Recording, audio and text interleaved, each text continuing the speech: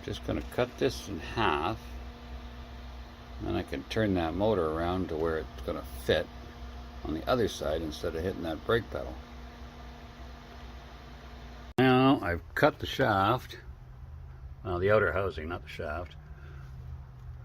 Got a place to line that up somewhat square. I took that whole assembly out, rotated it, and put it back in, so hopefully my zero and all that ends up right, but since I'm not using a control, probably not going to matter much.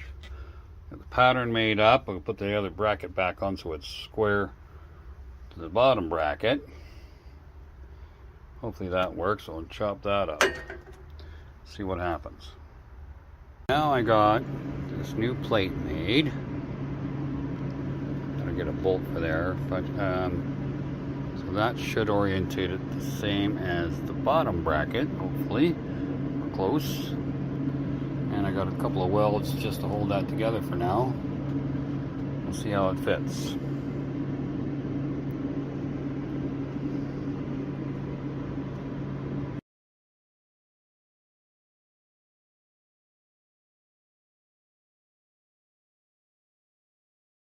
Now that I've got this all butchered up nicely, two pieces I want, I just gotta put them together, and now I got this welded and it's even almost straight, so it looks like it might even work.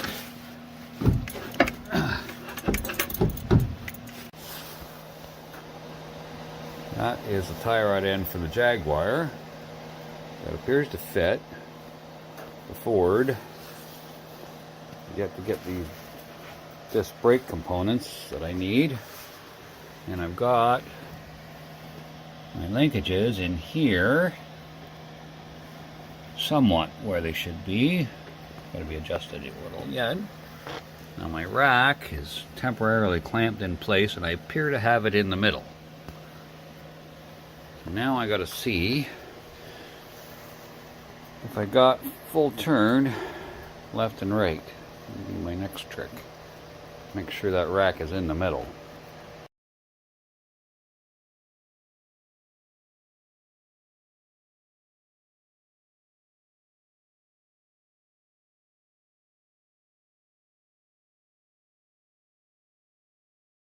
I use this hole saw. I had this I made up years ago so I could get a 1/4 inch drill in a 1/2 inch hole and keep it centered. A little spring on it. Inside there is a piece for roller bearing, roller chain. I think it's like a size 40 chain or something anyway.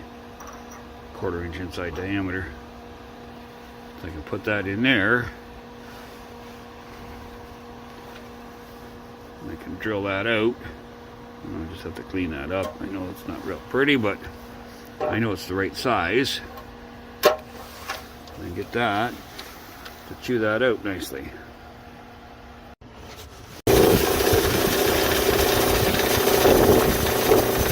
All we gotta do is just put it on there for a little bit.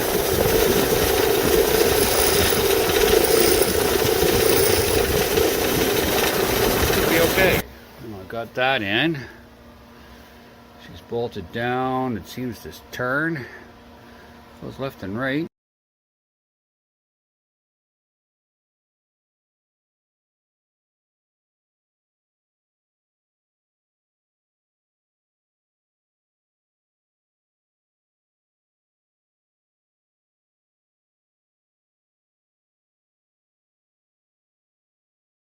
All cleaned up. It doesn't look quite so bad. It should give me roughly what I'm looking for. A bit of an offset. And then simply have to insert here. Get all this other crap out of the way. And it should fit quite nicely. Uh-oh. Uh-oh. Okay. Oh, there we go. There. Something to that effect.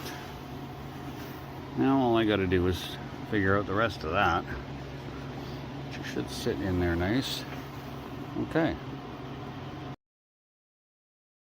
So I've got my blocks drilled and tapped. 4 of them, which is always a good workout. Drilled 3/8, tapped 7/16, 14. I think that's 14. Anyway, now I got to put them in place, and I can tack them in and get that set up. Now we got the blocks welded on. I haven't got it all ground yet. The spacer is halfway welded. Let that sit and cool so it's just doesn't move when I take it off. I'll finish grinding it up, painting it, and do the same thing opposite on the other side. Got it pretty well ground up, ready to paint. I forgot I gotta weld this one hole. I put a small washer in there because it probably will end up getting welded, and a 1/2-inch bolt just to hold it in place. I didn't want to weld the end of the 1/2-inch bolt to it. That way I can weld it over and take the bolt out without fighting it. So now the hole is closed up. The washer is stuck in there. But the threads aren't full of crap, so that's all I needed to do was just protect them. Well, finally got this thing on and somewhat painted. Looks pretty good.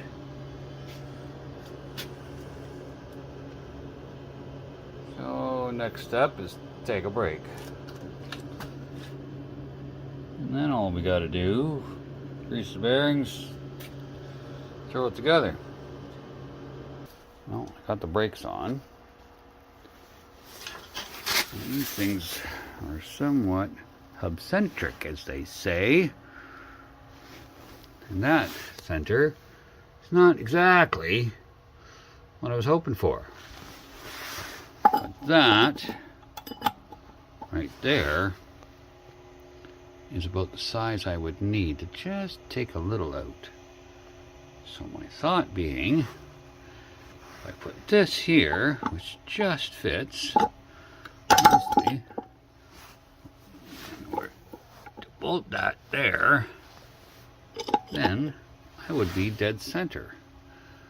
And I could just take a little tiny bit out of there, and that would make it fit nicely.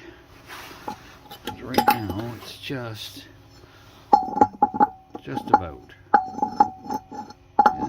Just a little off by not much. So I'm thinking I'm gonna give that a whirl. And maybe, just maybe, I'm not that crazy. Because it does fit nicely. Like that. There.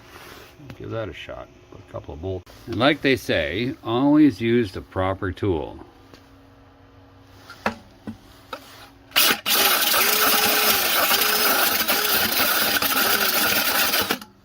There.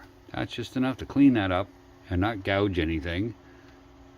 Some of the rusty crap from the old rotor. And we're good.